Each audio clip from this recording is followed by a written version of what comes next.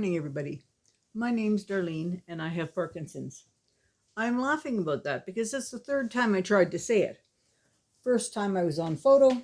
Second time, I just couldn't get the words out and wasn't taping anything. So I think I'm still Darlene now, but we'll take our chances and see what comes out later. Anyway, thought I would tell you what my day was about today. We're past midnight, I think. Are we past midnight yet, Claudia? 11 p.m. Oh, we're 11 p.m., so we're not past witching hour, but we're getting close to it. So this is the time of night that I kind of come alive, do things, but need to be in bed. So anyway, all about the sundowners. It's sort of like sundowners. You've heard of sundowners, I'm sure. They're elderly people usually who have dementia or who have sleeping disorders, or just it's because of their age. You know, some people, they require a lot less sleep than regular people. But it seems that when sundown comes, out comes the crazy. And they're up all night. You know, in nursing homes, you have real problems with people who just can't sleep and they walk the floors, and you know, it's quite hard for the people who are on staff. I hope I don't ever find that I'm a sundowner. I want to be able to enjoy my sleep. You hear that? It's hard for the staff here. Yeah. Claudia says it's hard for the staff here. Anyway, so what we're wanting to do is do a little change around in the living room. Not sure when we're going to be able to get to it because we've got a lot of things on the go. Today's weather was horrible. Anyway, we're going to change it around a little. And right now I'm sitting with the living room window right beside my left arm, and the dining room no, this is my right hand. Mm-hmm. I was just going to say, your what left arm? Okay, my brain is not working. Okay, so the right arm here is where my window is to go outside, and the left is going to the dining room.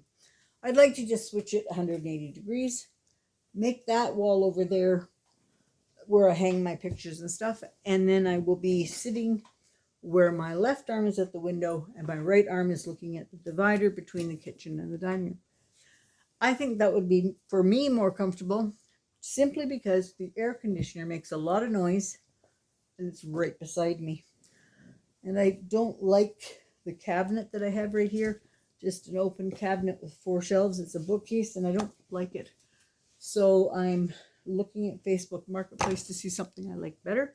And if not, I might paint this one up and maybe put a few wicker baskets in it and see what goes.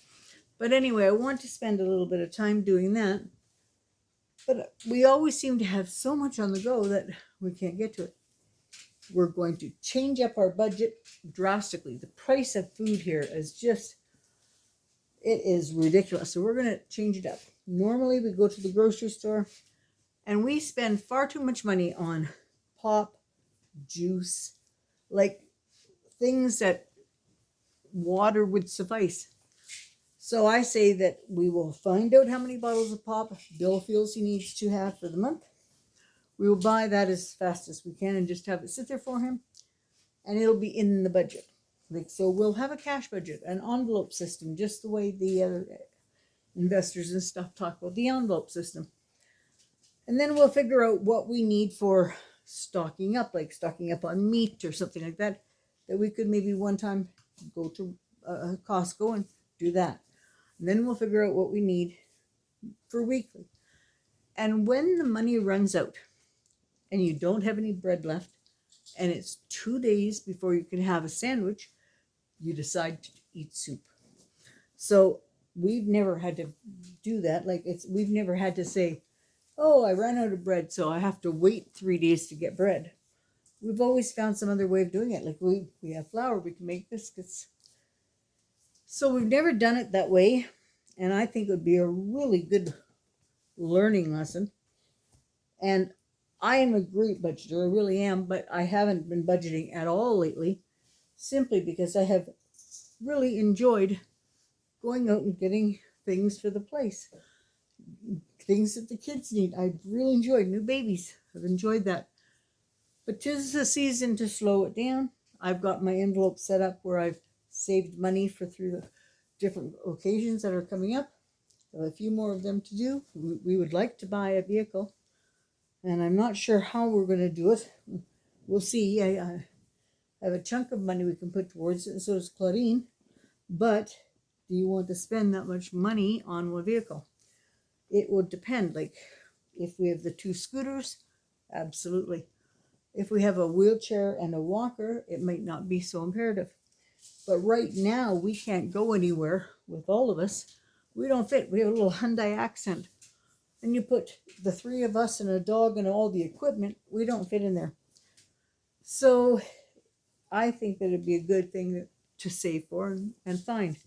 But used vehicles are hard to find. Oh, hard to find. You see them and they sound and look good. Pictures all look good. And then you see the very bottom and it says rebuilt status. That just means that it's been wrecked and somebody's put piecemeal parts together, you know. Sometimes they work if it's for yourself and you're a mechanic, but we are not mechanics. So anyway, I think that that's something we want to keep in mind. We'd surely like to do that before the snow flies, but we've got a lot of gardening to go between now and then. So, and Claudine is not used to the way I shop. She's having a very hard time getting used to it. And I know that it's the right way to shop, but if she can't get used to it, then we'll have to change up what we're doing. She's more of a spontaneous, oh, let's have chicken for dinner and get chicken. I shop by the weekly specials. I buy only the things that are on special, and I buy more of them than I need. And then anytime I want pork, there's pork loin. Anytime I want a little piece of beef, it's there because I bought it before when it was on sale. The week we buy it might not be the week that we're eating it. That's just, they say shop your house. And that's what we were doing. But Claudine sees me buying 6 cans of tuna, and she thinks it's a year's supply of tuna. And she goes, what do we need all that tuna for, Mommy? We've got 2 cans at home. I was like, we need it because it's on sale, and we're going to eat it. And there's lots of date on it. So I think that we have to work that out a little bit. So I have to back off a bit and realize the house is small. We don't have the storage room for some of those things. And she has to realize that that is a good way to save money and try our best to come to an agreement there. As far as Bill and I coming to an agreement, well, we used to be in a tune the whole time. Now I think if I say I like something red, he likes it blue. So we'll see how that goes. It's harder to deal with somebody when they're dealing with illness. And so I have to, again, put my patience hat on because I don't have much of it. And I need to learn how to I know that I'm a handful. And it's just like I'm expecting that he's another handful. Poor Claudine, she's caught in the middle of that. That's both hands full right there. Both hands full. Sure you don't want to be on screen? No, I'm good. All right, okay. Just making up Dad's pills for Just the week. making the dad's pills up for the week. And Bill found out he does not have to do treatment for the prostate cancer. The other number went down for him, did it? Yeah, he had 22 when we started for his PSA, and now it's at 0.3. Oh, that's way down. So the chemotherapy is helping that too. Right. He had a PSA of 22, and he's down to 0.3. 0.3, so that's good. 21. So he is close to being done his treatments, I would say. But anyway, I'm prattling on and practically going to sleep in my chair. And I have the last piece of the Coleman dessert right here. And I'm about to enjoy it. So I'm going to enjoy my piece of Coleman dessert. See you all tomorrow. Have a good day.